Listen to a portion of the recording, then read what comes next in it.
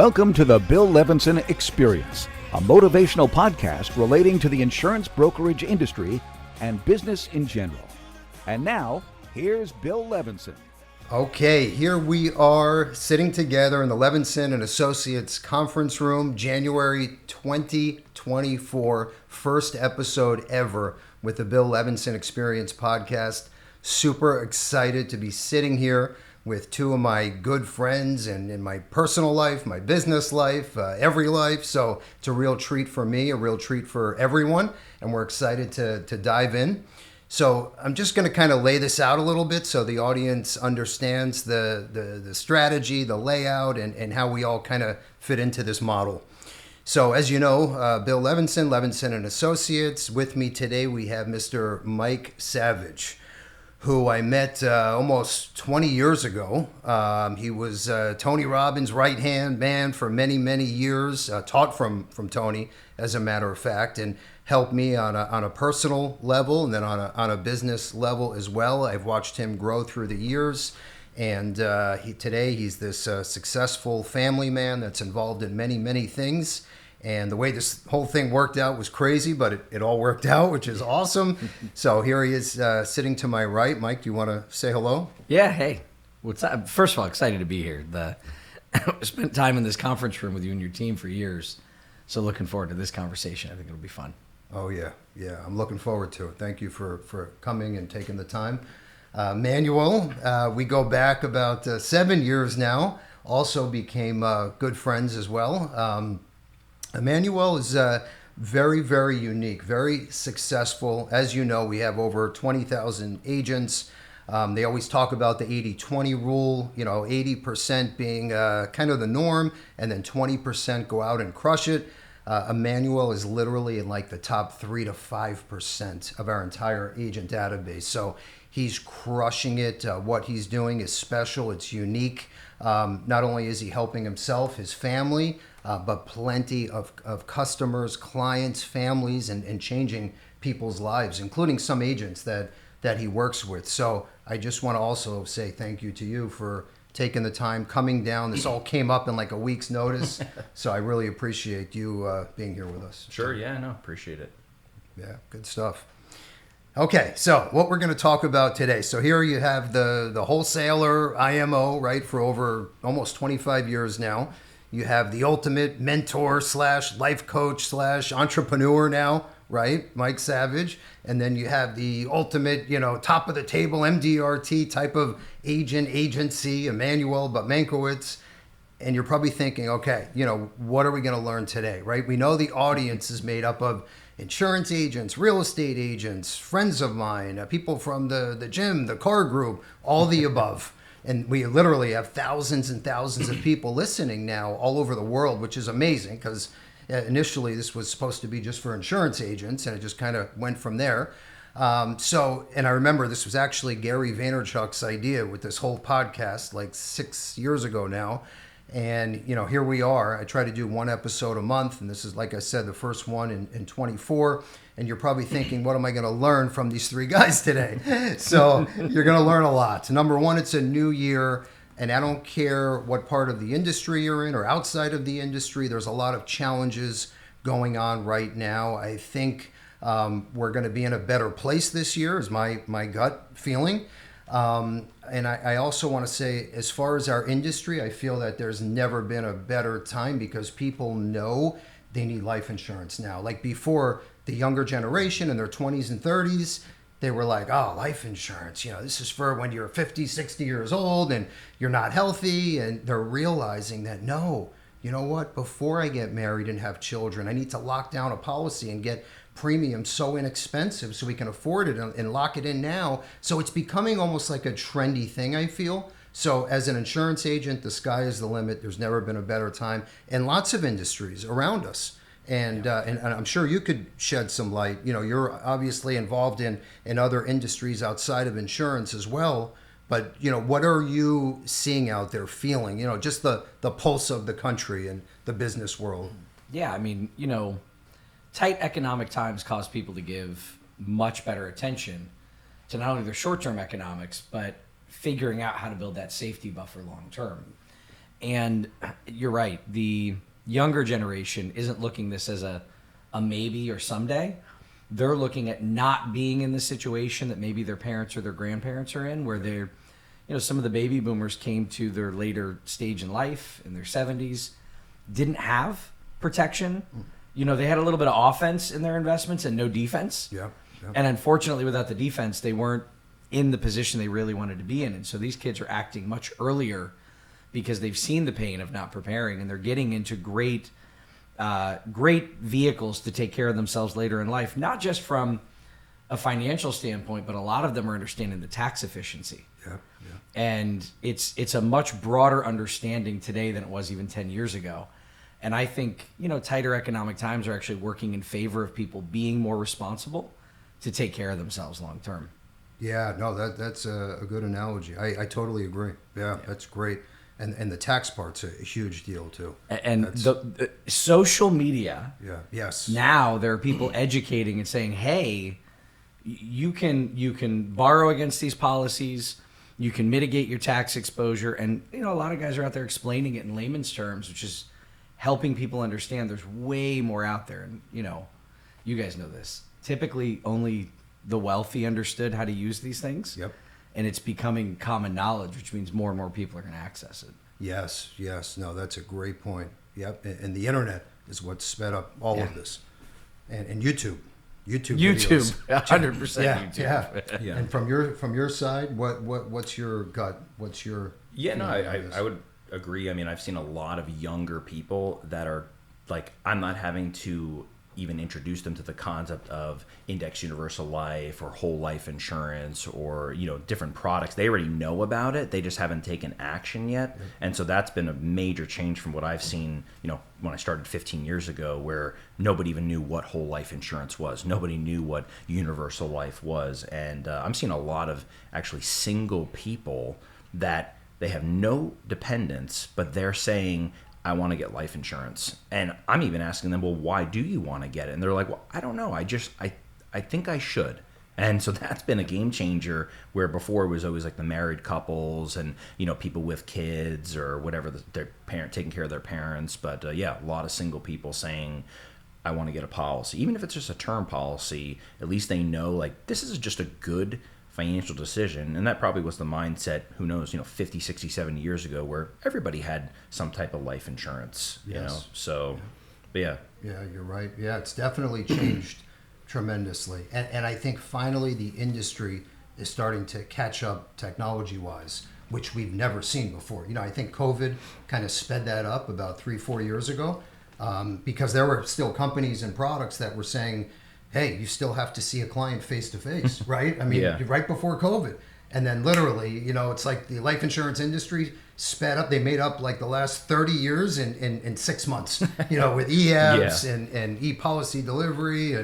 And so I think the industry is kind of moving with that trend, which is great to see, because we were always known as the dinosaur industry, for many, many years. So it's like I started to say earlier, there's no better time for an insurance agent. I really believe that.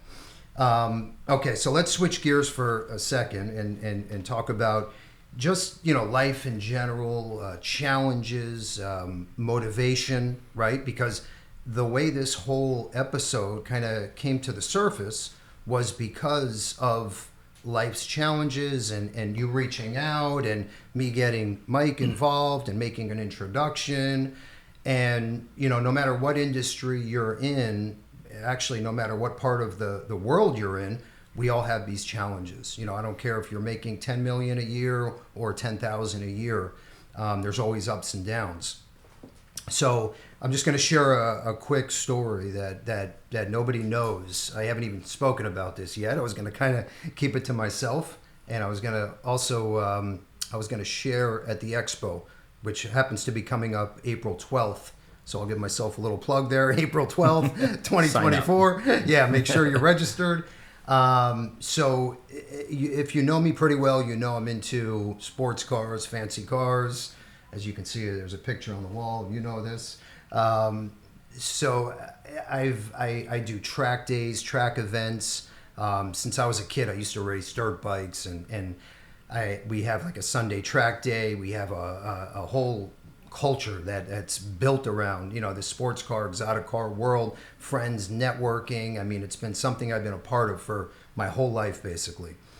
And, you go out on the weekends, you have a great time, and you have a nice car, and you put the top down and music on, and you work so hard during the week, and it's the ultimate rush. You feel like I really made it, and this is all worth it, and this is what it's about, and, there's nothing like it. And I did this for many, many years, and to me, it's a Sunday now, and the weather's great, right? And you're like, I want to take the car out of the garage. It was just detailed, and I'm going to go to the gym, get a good workout, and it just makes everything fun, and especially on a beautiful Sunday afternoon. So anyway, there was a car that I ordered. It was one of 60 in the world, and I waited years for this car. Literally, it was like number 42 out of 60 in the world. Waited years for the car, finally comes in, and I was so happy. I had this very special car, and I don't really talk about this much because I don't like to get into my personal life. So anyway, it was about 6 weeks after the car was delivered, and it was a Sunday afternoon, beautiful day. It's like 11 a.m., and I'm like, you know what? I'm going to the gym. I'm going to take the car out of the garage. It's all detailed. I go to the gym, have a great workout. My adrenaline's going. I feel like $1,000,000. Just that feeling you can't put a price tag on, literally. Like you're on another planet. And I'm driving back home, which is only like 7 miles from my house, the gym to the house. And I'm about halfway home, and I'm driving on a big highway, on Federal Highway, 3 lanes of traffic on each side. And there's like a wall of rain in front of you. Have you ever seen that? Like this side, it's beautiful, especially in South Florida. And this side, it looks like a hurricane. Yeah. Monsoon coming right at you. Right. So I'm like, oh man, the car was just clean. I put the windows up. I'm like, this sucks. I'm like, but whatever. Put the windows up, and here comes the rain. And there's a red light. I stop. And now at this point, I'm like 2 miles from my house. And I accelerate now on the big Federal Highway. 6 lanes across, and I'm doing like 40, 50 miles an hour. Basically, the speed limit is 45. And I don't know if you ever hydroplaned in a car. Oh, yeah. And you hydroplane, usually you're in a big, heavy car or SUV, and you get that feeling like you totally lose it for, 2 seconds or whatever, and then you come back down, and you're like, whew, you're like, wow, that was close. So being in a car like this, a sports car, so light with 2-wheel drive only, not all-wheel drive, I hydroplaned. The car never came back down, so it never grabbed again. So next thing you know, and remember, I've done track events. I mean, I feel like I'm not Mario Andretti, but I'm pretty good. Yeah. So the car comes up, never comes down. Next thing you know, I'm sideways 45 miles an hour, heading down 3 lanes of traffic. The car goes over the center curb onto oncoming traffic in the other direction now. So with traffic coming north, and I was originally heading south, I missed 3 lanes of traffic, cars in this direction, slam into a tree, and then my car hits the tree and then slams into a power pole. The power pole then falls on top of my car. Literally. So my head is here, the roof is here, and here is a live power pole, like 8 inches from my head, right in front of a car wash in the pouring rain. So all these guys come running out, are you okay? Are you okay? And I don't know how. The car was totaled, full demolished, full total, full loss, which crushed me. I mean, but here's the point out of this whole story. So the guy helped me get out of the car, and I was okay. And I didn't even know. If you have an Apple Watch, it has this emergency beep, by the way, which is great. It calls the police for you. It senses, I guess, the impact, which is amazing. So my watch is going off. The guys are running. Are you okay? Are you okay? They're pulling me out. This was a Sunday afternoon. I came back to work on Monday morning, didn't have a bruise on me. And I don't know how. I don't know. I wasn't a religious person before. I'll tell you what, there hasn't been a day that has gone by since November when this happened. I haven't got down on one knee and said, thank you for saving my life. And there's a reason why I'm here, and for business and personal, and I have to give back and maximize myself and my opportunities and what I'm capable of every day since this happened. I've literally touched the ground and said this. Haven't missed it one day. And the reasoning, the point, and why I wanted to share this is the motivation. When something like that happens, call it, mortality, motivation, whatever you want to call it. And I'm sure you have a story, if you dig deep, something that happened to you, an accident, something maybe by a friend, maybe you were bullied, whatever the story is. You have to dig deep and find that thing or story or issue. Use that every single day, and what you're going to find, there's no force or rocket fuel that works like a mortality event that what I went through. There's nothing that works as strong as something like that when you look at life through a lens like that. Changes everything. So all of a sudden it's like, wait a minute, maybe this isn't so bad. Or, maybe the thing I worked so hard on, I can work a few more extra hours. I'm here for a reason, remember? There's a reason why my life was saved. How come I didn't hit any cars going on the opposite side of traffic? It doesn't make sense. So somebody was watching over me. So the point is, grab that story, that issue, that thing, never forget it, and run as fast as you can forward, maximize opportunities. And in the insurance industry, now switching gears again, you got to use stories like this because anything can happen. And that's why you need protection. And that's why your little girl or little boy, needs to make sure if something happens to mommy or daddy, they're going to be okay. Because, a split set, I wasn't even going, you would think I was doing 100 miles an hour down I-95. No, that's what was so scary about it. So anyway, I just wanted to share that, just a quick example of what I went through and how it changed my life, literally. And I don't know, I just think we can all learn, and we can all think about a story, write it down now, something you went through, and use that as your rocket fuel to push and move forward. Well, and even if you don't have your own story, you can use somebody else's, till you have some story of your own. Right, right. So, and that's could be just as powerful to share. That's exactly right. Yep, whatever it takes. And you're right. To your point, success leaves clues. We Yes. can look at other people's why, other people's motivations. And if we understand, wow, and this, Tony kind of simplifies it. It says we're either motivated by pain or by pleasure. And unfortunately, most of us didn't do our homework 3 days before it was due. We all waited until we were on the bus the morning of, borrowed our friends, and because the pain of getting it in is actually what motivated us. The pleasure of doing it early was reserved for, 4 people out of 30 in the class. And while you were safe, and thank goodness that Grace stepped in at some point in that, there is pain of thinking about our mortality, and that there are important things we have to get done that we're responsible for, and that we have to have a deeper appreciation for every day. And it's those kind of experiences, whether we experience them personally or whether we hear it from someone else, that have us think, am I maximizing every day? Am I motivated by the sheer gratitude that I'm still alive and breathing? Absolutely. And then taking advantage of that, right? Absolutely. Yep. Changes your whole perspective. All right, good stuff. So let's, I want to shift gears again and move over to Mike a little bit. And obviously he's a life coach, a mentor, and now is involved with his own businesses, which is just fantastic.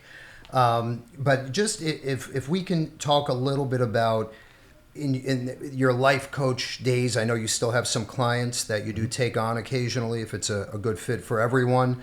But just, talking about yourself for a minute, what have you noticed, like working with clients, what's the biggest impact that your services, mentoring, relationship has had on their lives? Is it checking in weekly? Is it motivating them? Like what's So there's a science behind coaching. Yeah. And you can look at this in athletics. You can look at this in executive coaching.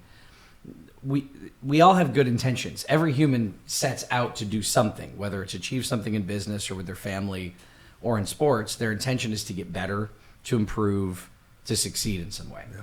And the science behind this is that even with absolute commitment and best intentions, if you don't act within 7 to 10 days, the intention diminishes. It's called Lodi, the law of diminishing intent. And so what regular check-ins with a coach, whether it's in sports or business or your personal life, does is helps you to stay accountable to getting that action done in that 7 to 10 day period so that you're combating the law of diminishing intent. We have all had, a case of the somedays. Someday I'll get fit. Someday I'll fix that thing in business. Someday I'll get that software and learn it. And you get fired up and spend 3 hours researching this thing online or going through a course, and then life happens.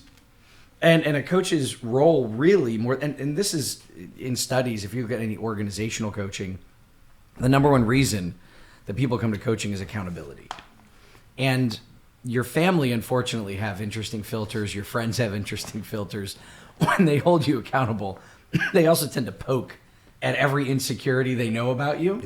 And there's a tinge of judgment where a coach is the guy on the sidelines that only wants you to win. That is trying to run a play with you to help you succeed and score, because the coach gets just as much out of the win as you do. A lot of people don't know that.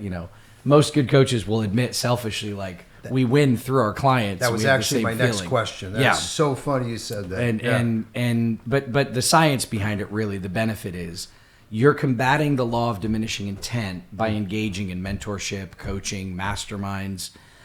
All of those things have value to anyone professionally or personally to move them to the next level. It's accelerant. Yep. No, that's a huge point. And I feel like lately, when you first got involved, there was only a handful, like superstar life coaches, mentor, like Tony Robbins, and you did so much with him all over the world, Fiji and all over. And I feel like you fast forward to today, and it's like, there's young guys and girls, 23, 24. I'm your guru. I'm your life coach. $30 a month. I'm going to make you a billionaire in 6 months. And they're driving fancy cars and rented private jets, and it's kind of got saturated, and I very think much. But there's still only a handful that are like at that top level, which I consider you one of those, one of the originals. So I give you a lot of respect for that. And then we're in a few minutes, we're going to shift over to Emmanuel, and then we're going to talk about how this whole thing kind of came together, which I think is a good story, and I think it'll bring value. It's funny though, my next question was, how do you feel when you personally are involved with a client and you see them now succeed or go from, level 5 to 8 or 8 to 10? How does that make you feel personally? And that's kind of what you were talking about. It's euphoric, and there's a couple things involved in it. First of all, there's just gratitude that you're making an impact, and it's not one-on-one, it's one-to-many. They have employees, they have a family, they have kids, they have a wife, and that by helping them see their best self. I always say I don't coach the client in front of me, I coach their higher self. I coach the person that they're getting. We set goals. We don't set goals just to achieve it. We're trying to figure out, can I become the person that achieves that goal? Can I become that better husband? Can I become that guy that doubles my business? Or and there's a chess game, because all of us are unique. There's a chess game in working with someone's psychology and habits. And personally, I find fulfillment in seeing them win, but also finding and unlocking the path to winning that particular chess game. What are the limiting beliefs that we need to unlock? What are the empowering beliefs that we need to install? How do we dance around the natural fears that every human has? Am I good enough? Will I be loved? Right? And navigate into a place where that person is, checkmate against their fears, against their hesitations, and feels like they've won. And you feel like you're on a chessboard with the client. And I love problem solving. That's why I've done so well in business, is I go in and solve major problems inside of companies. And it's the same thing, whether it's an individual or a business, the ability to problem solve together and unlock a breakthrough. I also learn just as much from my clients. Like when I start coaching, I dive deep into their businesses, and I'm learning about new things all the time. It totally fulfills my need to learn a bunch of random stuff. About everything, because I have to dive deep. I don't do surface level stuff with my clients. Right. And it might mean I'm reading 5 or 6 books on the topic, as I dive in, so I understand that person's model of the world. So there's so much that coaches get out of their engagements with their clients that I don't know if a lot of coaches admit that stuff, you know. Yeah. But there's a lot we take from the relationship. You know what? And I haven't seen you in a few years. It's been, and we had dinner last night, and I can just tell the proof is in the pudding because the conversations that we were having at the dinner table blew me away. I mean, half the things you were talking about, I don't know anything about. And I was like, wow, Mike has really been through a lot and worked with a lot of different companies and people during this time because you changed for the better. Yeah. And I was blown away. Seriously. I was impressed. I give the big guy a lot of credit. Yeah, well. He opened up a path. You know, Tony is Tony's amazing. And he's involved in so many things. And I always questioned, how does he know so much about so many things? We do this financial summit every year for our platinum partners at Robbins. And I had the privilege of going about 6 years in a row. And the guest speakers are like Alan Greenspan, Ray Dalio, Carl Icahn, Paul Tudor Jones. I mean, this is like mind-blowing. Some smart people. Yeah. Really smart people. Yeah. And they would finish, and Tony would be on the production riser with questions, and sometimes he would challenge their assumptions, and I'm going, how the hell, with 180 companies, and this is not a joke, Tony's invested and involved in so much, did he have the time to become a subject matter expert, to go toe-to-toe with Larry Summers, to go toe-to-toe with Steve Forbes? He's just disciplined in his reading, in the way he handles taking in information. He doesn't do anything surface level. And just modeling that, having the privilege of having worked with them for so many years and being close, I thought, I don't just want to learn the things he says. I want to model the habits to the best of my abilities, and it's been awesome. And thankfully over the last decade, opportunities have opened up that are beyond my wildest dreams. Yeah. And it's been very fun. I see it. It's unbelievable and great to see. It really is. So good for you. It's just incredible. All right, so my last question for you, and I think this is a good one, and you might have to think about this for a minute. I'm putting you on the spot. This wasn't rehearsed, by the way. I just want everyone to know. So anything personally that you could work on for change for yourself for the new year? You know, one or two things or anything you want to share? It's fun. We talked about this a little bit last night. Because there's so many cool things in front of me, I can very much overcommit. Yeah, I can see and that. Not drop the ball on a lot of things, but burn the candle at both ends and sacrifice sleep, which, you know, we're learning now. This idea of like, I only sleep 4 hours, I'll sleep when is like a horrible idea. No way. Your body and brain can't function properly. You need proper sleep in order to create longevity. You've got to take care of this thing. And in the last year, I think, God bless my personal assistant, she will tell me no. She'll question if I have enough time. And I've empowered her to give me that feedback very directly. And I think my wife is grateful for that too, because, you know, it's bought back time for the family. And as much as coaches are great at helping people with time management, I would sacrifice my time for the sake of helping other people, if that makes sense. And so this year, the goal is to really look at how I'm using my time differently. And I'll give you like I'll admit something. It's maybe not easy. I don't think I've taken a real non-connected or non-business related vacation in over a decade. Yep. Where I scheduled something ahead of time that completely blocked out time just for the family with no work. I'm always like, no, I got to take one call while I'm away. Even if it's just one, it's an interruption of that time that your mind needs. And we've done like 3 days, 3 or 4 days disconnected. This year, we're scheduling like 3 family vacations that have nothing to do with clients, work. It's just the 3 of us going to explore new things. Good for you. And it's an exercise in making that deeper commitment in how I use my time. Good for you. Yeah. Good for you. That's incredible. And I'm in the same position, same exact thing with the time issue. Yeah, it's a good point. Thanks for sharing that. Yeah, absolutely. Good question. Yeah. I wanted to catch you on your toes. All right, so let's move over to Emmanuel. So and I spoke about this earlier, but the way this whole thing came together, like I said, within a week, and we all came from literally 3 different states and made this happen for dinner, and then obviously to meet here. So Emmanuel, very, very successful agent, family man. I'm an outsider because I'm not, in your everyday family world. From an outsider's perspective, like, you got it figured out. Like, especially in this industry, as a husband, a father, he's crushing it.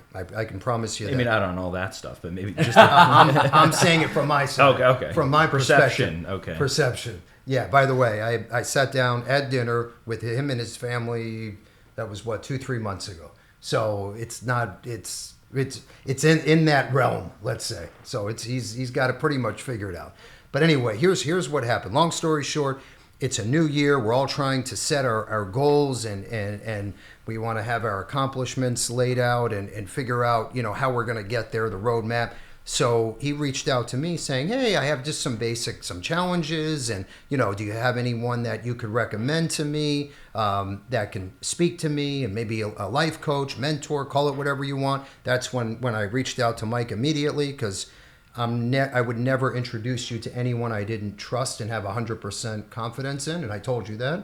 I said, if this works, great. If it doesn't, that's great too. But at least I know I did my best.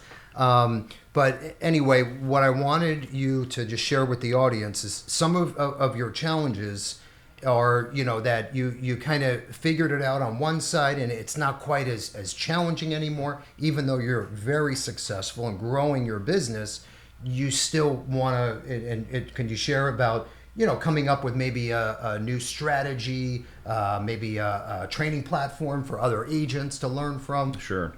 Yeah, I mean, I think like you and I've talked in the past on other, episodes, is kind of how I started in the business was, nobody believed in me. I wasn't going to make it. I mean, I felt like, and really everybody was rooting against me. And so that kind of chip on the shoulder, like to prove everybody wrong, was what has driven and motivated me for the past, let's say, 10 years or so, or maybe a little bit less than that. And then just as part of the process of figuring out the marketing, the strategies, the talking with clients, we've basically perfected the process so much that, like you and I have talked about, it's become so easy in working with clients. Almost everybody's saying yes without much resistance, even before COVID. And, just kind of got to the point where, like, just kind of losing the purpose. Like the chip on the shoulder got me so far, and then now I'm just kind of running on, like, my assistant and staff are just filling my schedule with appointments. I'm not actively hunting for the clients anymore. The marketing and the staff kind of package that all in so that it's pretty much runs on itself. And so every day I just get up and I just do stuff. Other than if that stuff wasn't on my schedule, what would I do? Would I pick up the phone and pound, making the calls? And, so that's why I reached out to you, is like trying to figure out, well, what's going to get me through the next 20, 30 years? What's going to push me to continue on and, stay active in the business and take this to a whole nother level?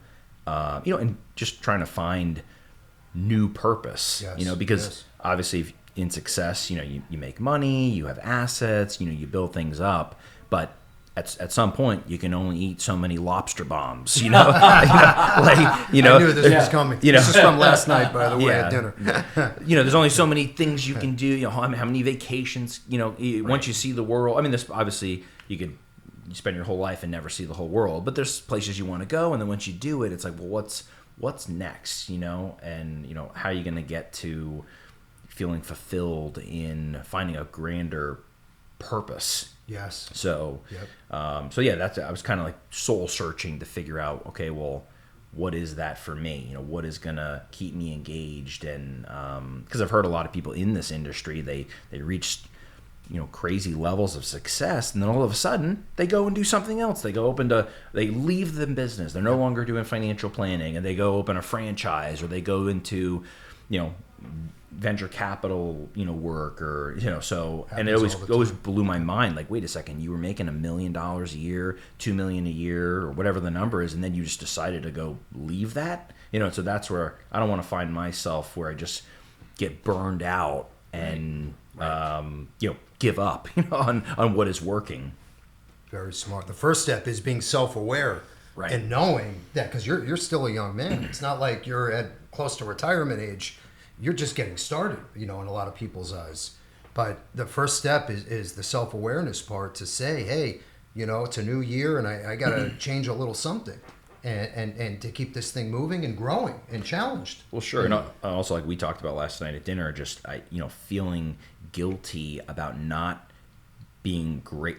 As I'm grateful for what I have and what I've built, but I feel guilty that I'm not working to the full potential. Like last night, we were talking about, well, what does an average day look like? And really work, like what's actually happening, maybe 2 to 3 hours of like real hard work. And then the rest is just filled with who knows what. And I feel guilty that I'm not working to capacity, because I know what could be accomplished, what could be built. It just, it's kind of like in, Jordan Belfort, he talks about in Wolf of Wall Street, like, you're like a loaded M16 and you just need to be pointed in the right direction, like right? That. And helping somebody, finding somebody to hone you in into a laser beam and just use me. Like, I almost want to get to the point where I'm being used as efficiently and effectively as possible and not doing things I don't enjoy. Right. So, You're wasting time. Yeah. Right. Makes so much sense. Yep. And that's when Mike was brought in. Yeah. This could be like a reality TV show. and for any agent listening, right? Yeah, Anyone that's in sales, financial planning, services of some sort, you're listening to someone who's achieved success, and they're saying, man, I feel like I achieved and I hit a plateau and I've got to find my next level. And then it's like, what's the next level? Go deeper in my business, add another vertical. And there are people out there just getting started that are hungry, and they almost resent the work they have to do. But there's a point where you start to crave it again. You're like, I wish I could hunt more. I need another problem to solve. Oh, yeah. This is a cycle that you will go through iterations of professionally for the rest of your life. If you are a hungry, driven, problem-solving individual, you'll always achieve the goal and then say, what's next? Yep. It's like the guys who go to the moon.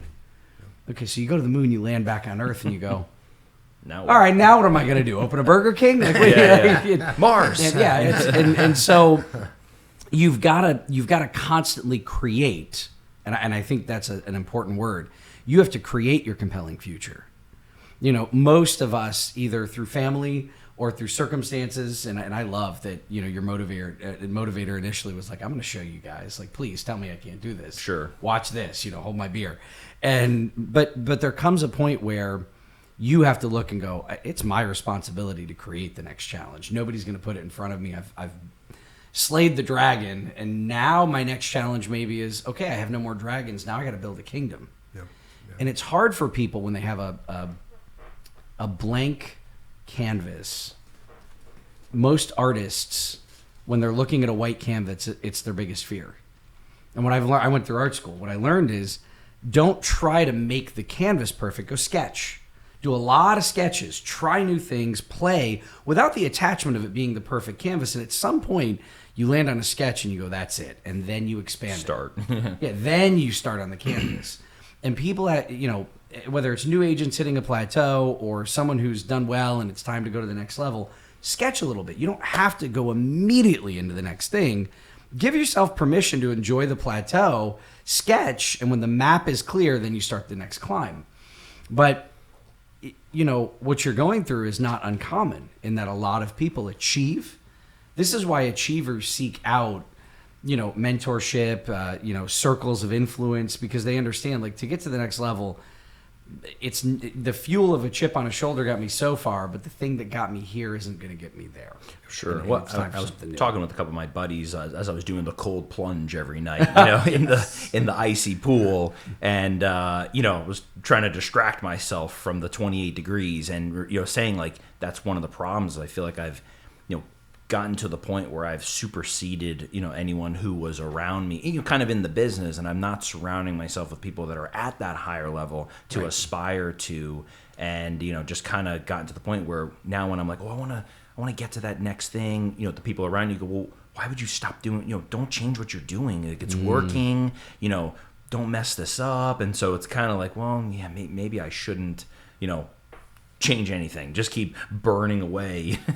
But, so I think that's important. And, like you said, a lot of new agents are listening, and that's what I would encourage everyone to do. And that's what I did in the beginning, is make sure you're around people that are doing 5, 10, 20 times more than you, and just hang out with them, ask them questions, find out what they're saying, what they're doing, and that's how you're going to become them eventually. Yeah, absolutely. And then pass them, ultimately. Yeah. And then you find a new circle after that. Yes. So I haven't found the new circle. Right, That's one of the issues. You have me, but the problem is we're 5 states away. So it's a little challenging. Emmanuel used to live in South Florida and now moved away. So... Well, we ran an experiment on this. You hear all the time in any books you read on professional development, you become the people you surround yourself with. Absolutely. The average is 5. Yep. When I was teaching Wealth Mastery, I would ask the audience to think of the 5 people they are closest to and write down the average income of those 5 people and then divide by 5. 85% of the audience, the number would be exactly what they were making. Wow. And, there's always outliers, but, 85% is a good sample, right? And I did this, time and time again with hundreds of people, whether it was Fiji or wherever you're teaching a seminar. And you have to put yourself around people that you have to question, like, how am I adding value to these people? This is crazy. I can't believe I have these people in my circle. And eventually, just because of proximity, you will want to rise to the occasion and find a way to add value back. And in solving that problem of adding value to people that are a bit out of reach, you'll learn new skills, new things, you'll access new networks.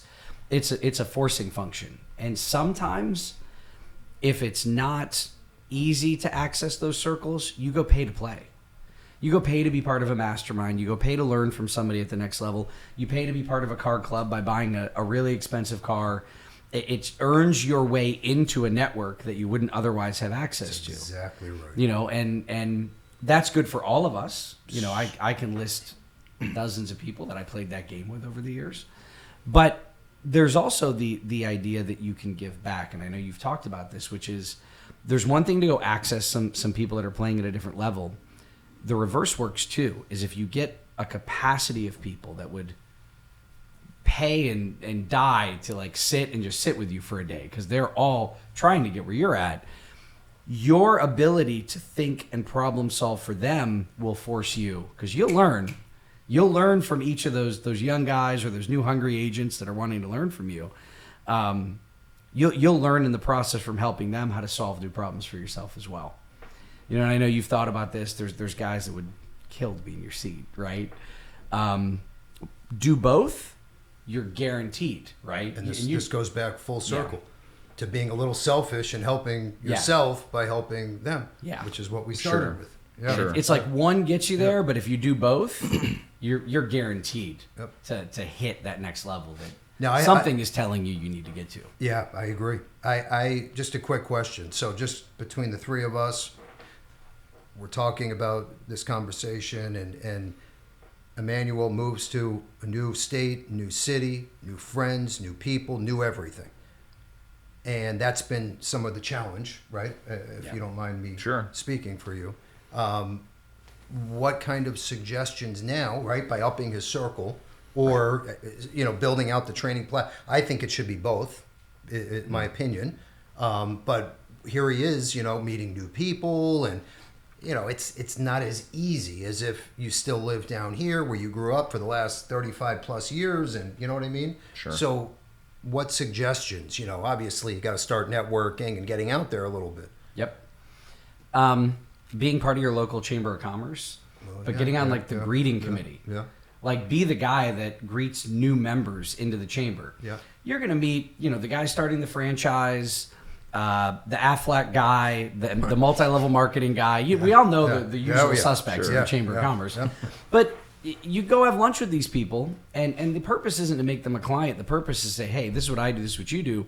How does our network support each other, right? And how do we get to know each other at a deeper level in the community? I love EO and YPO, two very strong organizations for entrepreneurs and young professionals. It's pay to play, but it's a network of people that are all there for the same purpose. They've invested because they're all searching for the same thing. You have Vistage. You can join a Vistage group and be part of a bunch of chairmen of different companies. These are all pay-to-play options, but the interesting thing is, everybody there is invested in the same thing. They're all looking to be around other professionals that are looking to expand and grow their business, and they exist in every city.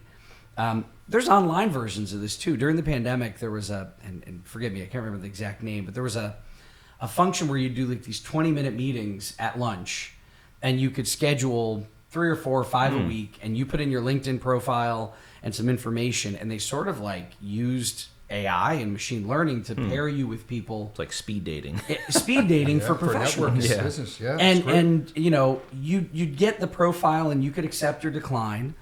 I met some amazing people while we were all kind of sitting at home figuring out what to do. That to this day I collaborate with, I've invested with, I've connected through investors. They've invested in some of our portfolio companies. So you have, but the key is, if this is your outcome, what amount of time are you going to dedicate to being purposeful? And do you just want to say you want an expansive network, or are your feet moving in the right direction? That goes for any of us. Yeah, of course. Is when you crave it, you got to go do something. And I always say this, outside of your comfort zone, but not in your shock zone. There's a sweet spot where you got to get uncomfortable and go out and expand the network, but you got to be purposeful in it. Most of us have built our networks through sheer proximity. Yep. And if you really want to grow, you've got to go outside of proximity and start to be really purposeful with the networks you plug into. Well, I think that's been one of my challenges is for the last 15 years, I've like purposely avoided not doing any type of networking, BNI, chambers of commerce, all that stuff, because I never wanted to be dependent on another individual to get me business. And so I always like took the reins myself and pounded the phones, dialing hundreds of people every day, and just like by sheer blunt force trauma, like make it happen. So I've always avoided that because I never wanted to be like dependent on other people. So I would, and I'm at the point now where I don't want, I like working with my clients, how that, they're doctors, they're veterinarians, dentists, CPAs, who all, higher end professionals. And so, just getting referred to some random person to talk to them about maybe life insurance, and they don't really want to talk about it like that. Like, it was like, I don't really want to do that. So if I was going to join like a chamber of commerce, it would purely be just for social interaction. Not even looking for clients at all. Now if clients come from it, I would consider that a bonus, I mean, it could be something as simple as like joining a men's group where you go out on adventures. Sure. Could be hunting. Cigar club. Cigar club. Hunting. Car club. Yeah. Hunting club. Yeah. 'Cause hunting. Yeah. A lot of successful people are involved. We have a yacht club in town. Yeah. It's on a lake. It doesn't matter. But everybody that meets there is professionals in town. Their families come. They have meals. They're at the pool. Start to chat. Cigars come out. And you're just around other people who have the same outcome, to surround themselves with people who hold themselves to a higher standard and are constantly looking at what their next level is. Yep. And it doesn't mean you have to let go of old friends, but you may not have an internal growth conversation with the guys you go bowling with. That may be reserved for the people that are doing the same thing. Sure. Right? So it's a matter of like understanding how those circles work inside of our life. And it's a good point. It's something everybody has to address at some point. And I'll give you a quick example. I had a fancy sports car, 25 years old. First time I got. I'm going back to the cars again. We'll shift gears. I mean, no, this is interesting. Yeah. So first super crazy sports car, and all my friends would say, and I wasn't in the right circle at that time, and they would say to me, "Oh, you just want this car for attention, and you want to go on 100 dates a week, and this and that." And as a young man, was it fun? Yeah. But the most important purpose, I swear till this day, what this opened up for me in the networking world, the relationship world, the people that I met, I was the youngest guy in these car events and car rallies. They were, on the average, 45, 50, 60 years old, driving $1 million cars. Right. These guys would own, I want Circuit City owner that actually went out of business. But people at that level, I would have never have had a chance to meet and hang out with if it wasn't for the commonality. Exactly. So that's what got me addicted. And then it was every year. Then I became, the head of the South Florida rallies and, whatever. But I met so many interesting people that changed my life, literally. Yeah. One of my mentors I met from the group. So my point is, whatever it is, it doesn't really matter. If it's something you enjoy, like cigars, like hunting, like whatever it is, and you meet some great quality people, guys or girls, it's a win. That's the way I look at it. It doesn't matter what city you're in. Yeah. So anyway, all right. Now I'm sure there's a lot of agents scratching their heads saying, "Oh my gosh, I'm listening to this guy who's a younger guy. I'm his age or close or younger, whatever. I'm just getting into the business. I wish I had his problems. I can't even make a sale today, Sure. literally." So what advice, tips, what would to the younger agents audience, or it doesn't even have to be younger necessarily, but the newer agents that are entering our industry, any advice, tips, suggestions? Yeah, I mean, so although I kind of like poo-pooed on networking events and all that stuff, I did a lot of that stuff in the beginning. For me personally, it didn't net me a lot of like business, but it got me exposed to talking to other people in different industries and just learning how to talk with people. So I would encourage people to still do that because a lot of that stuff is free or very low cost, happy hour events, all that stuff. But just get you comfortable in just talking to other business folks.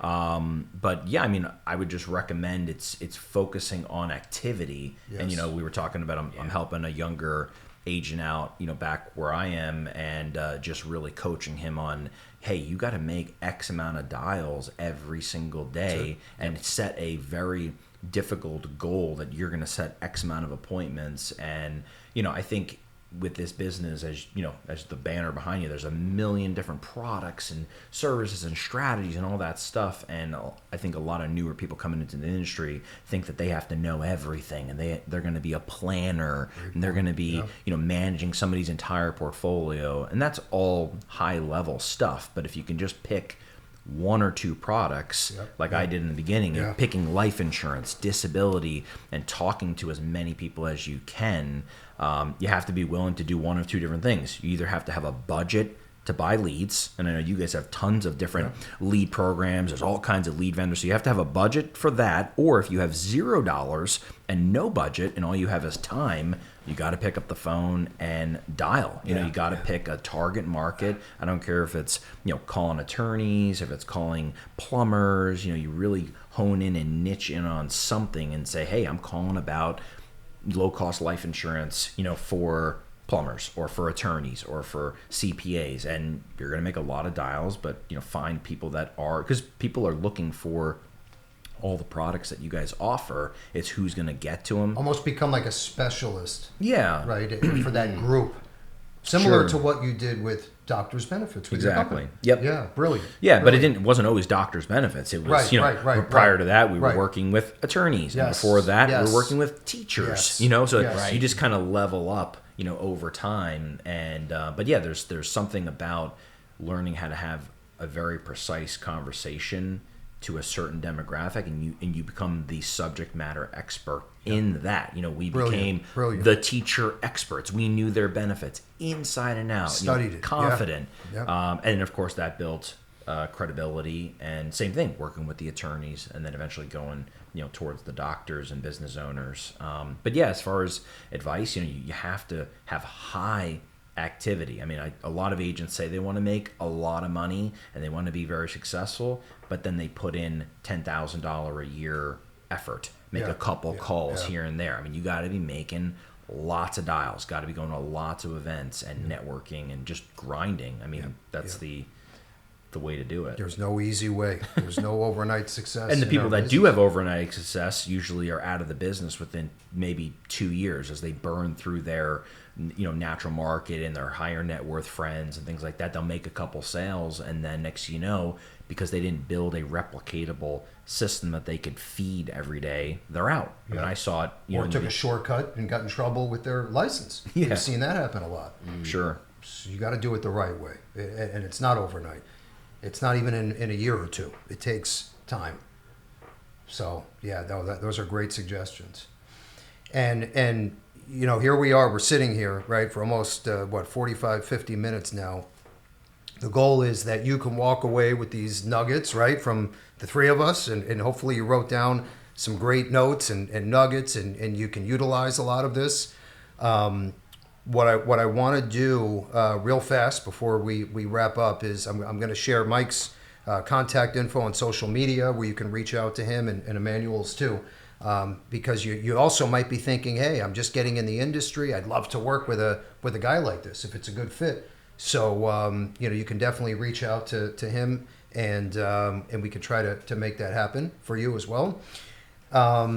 What I'd like to do is towards the end is I'm going to ask you each a question. Oh boy, this is a good one. It's the same question, but we'll start with Emmanuel. So, and just you can think about this for a second.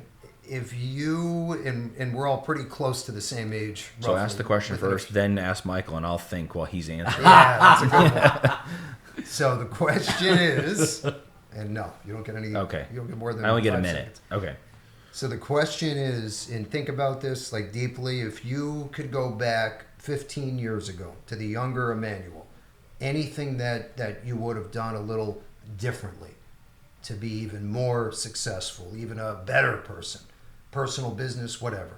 Anything you would have done a little differently 15 years ago, or wish you would have known, or anything comes to mind? Yeah, I mean, not to be more successful or to have made more money, or it's more about, like you were talking about, a lot of coaches, they'll sacrifice themselves for their clients. And, I went to the extreme version of that for probably the first, at least 3 or 4 years in the business, where I sacrificed everything. I sacrificed the marriage, sacrificed the family, friends. I went into isolation with the blinders on. Wow. And just because I wanted to prove everybody wrong so much. Yeah. So if I could go back and change anything, I still would have done that. I just would have done it instead of a level 10 maniac, maybe like an 8, I spent every Saturday, Sunday, calls, meetings. If somebody wanted to meet at 9:00 at night, I'm driving to, West Palm Beach or Miami Gardens. Wasn't even a question. No, I'm going. And there wasn't even a moment where, Laurel was like, I don't remember exactly what the question was, but I literally said, the clients are going to come first. So that's a 10 plus. That's detrimental.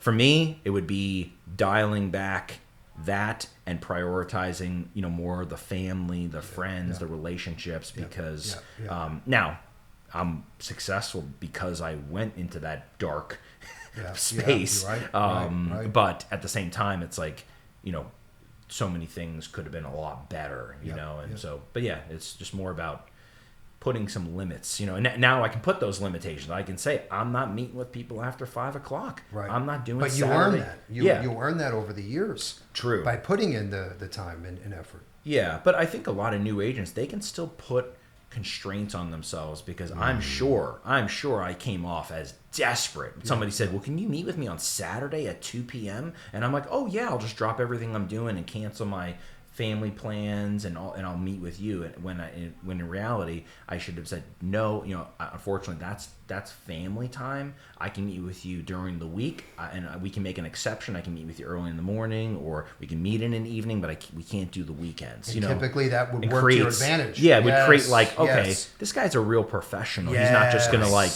cancel his life to go talk about life insurance. And they respect you more. Yeah, that's a good point. Great point. But, so maybe a level 9 instead of an 11. 8.5. 8.5. No, that's a great point. Good answer. So yeah, that would be it. Yeah, excellent.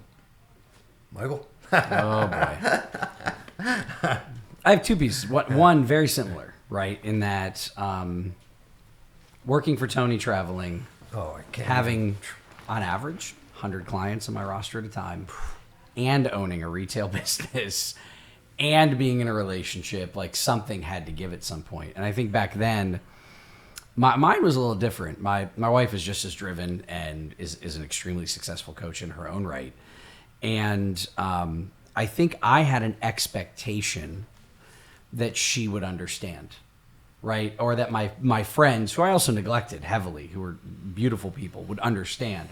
Oh no, they know what's going on. They know I have these pressures from work, or they know I have these business pressures. And so they totally get it. And I thought that because I had a conversation about it, And my conversation wasn't, and how do you feel? It was more like giving them the schedule. Yeah, this is and what I'm doing. This is what I've got to do. And, sorry. And then not even checking in. Like, how does that affect you? This What is are the you plan. thinking about? It's like, this is the plan with an expectation. Oh, you understand.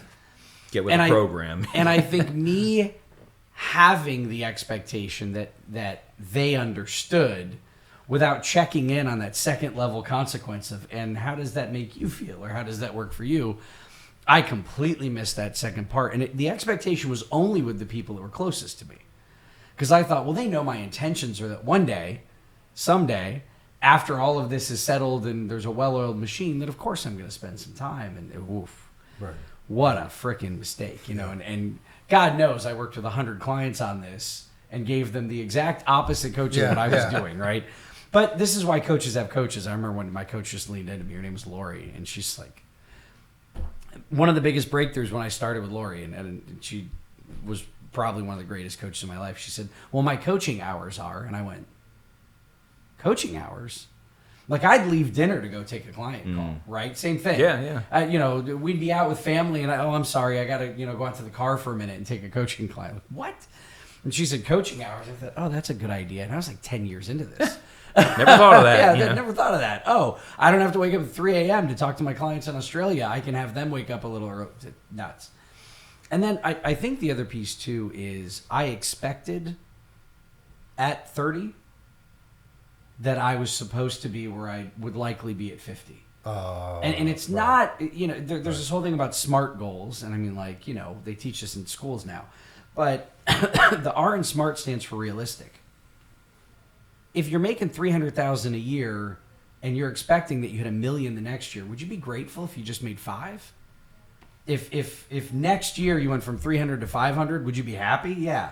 And I had these expectations that I make these giant leaps instead of just understanding. And Tony says this all the time. We overestimate what we can do in a day, but we underestimate what we can accomplish in a decade. Yep. And as much as I knew that, I hadn't let that sink in, that I just need to do the next best thing every day. And and if I look back 10 years from now, I'll go, holy moly, was that a wild ride? And release some of the pressure that I have on myself now to get it all done. Yep. And I was very unfair with myself with that. And I've learned to temper that, 15 years later. Yeah, you definitely, you were 5 minutes late coming in here because you had a coaching call walking in. But it was only 5 minutes. Yeah, no, it's it's true. I've seen you grow, and you're doing a great job. Both of you. And I think it's all about the self-awareness. Yeah. You have to know, like, when something isn't lining up, and then reach out, and something has to change, a shift. Okay, anything, any last words you want to leave the audience with before we put a bow on this? Any? Work with Levinson. Yeah. Love it. And I say work with Emmanuel, Levinson, and Mike. Yeah.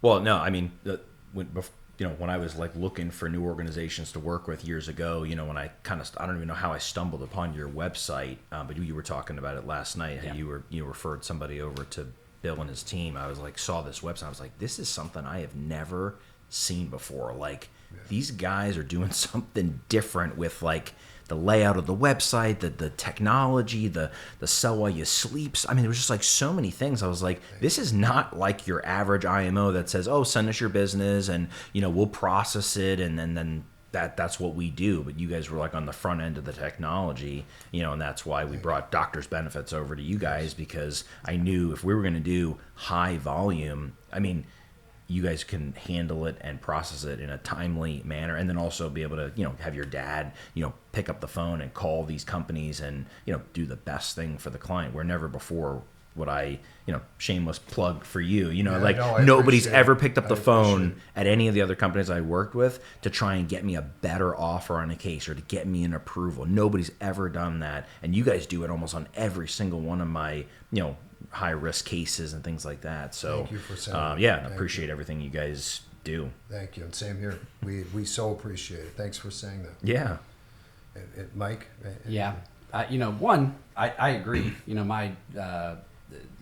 My wife and I have an executive assistant, and her husband left a large organization, was looking to kind of get into space.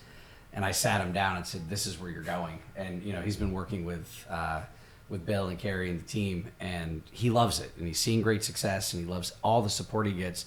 But I wasn't going to let him go anywhere else. Like this was a mandate more than anything else.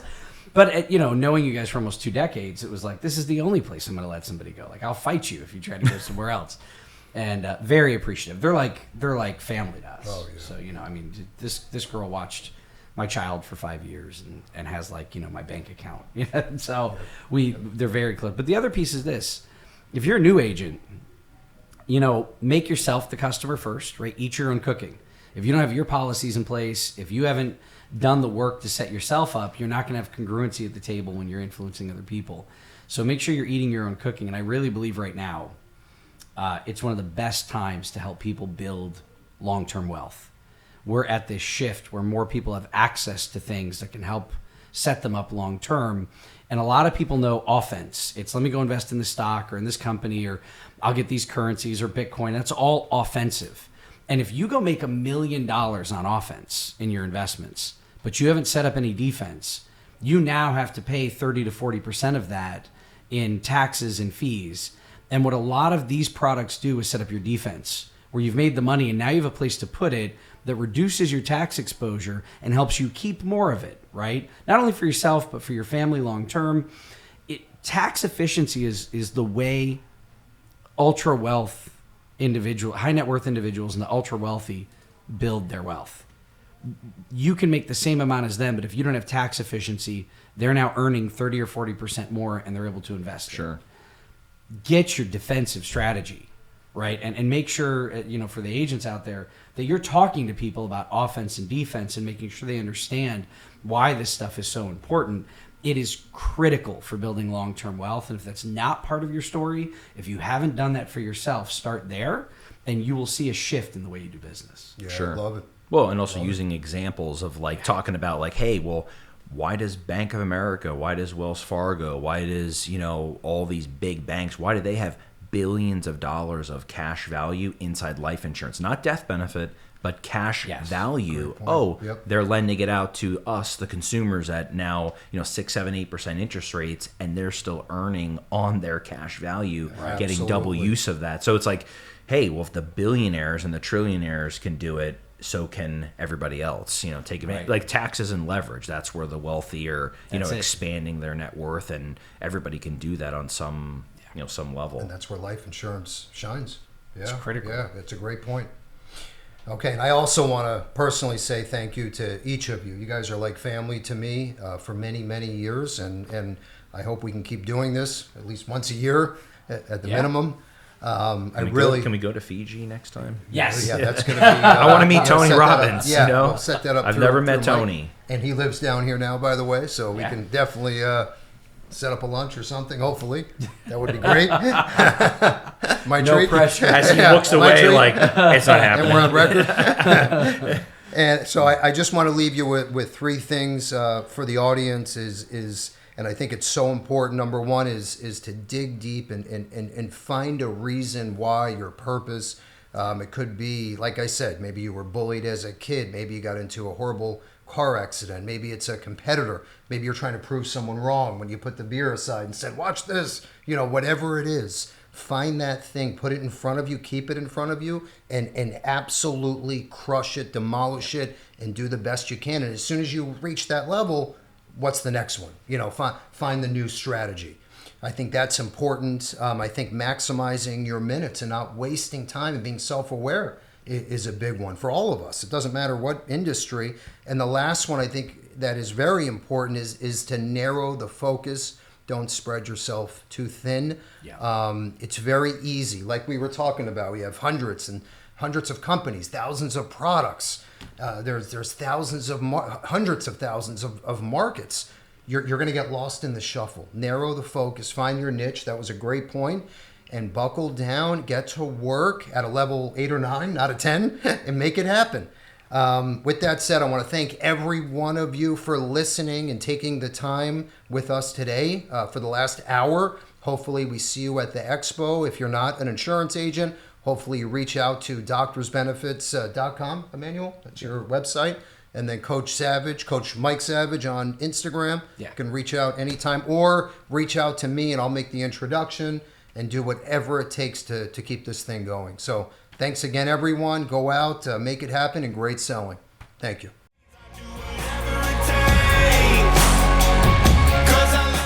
Thank you for joining us for the Bill Levinson Experience. Please feel free to share this podcast with anyone you think would be interested. You may also visit levinsonandassociates.com and all of Bill Levinson's social media pages for more information.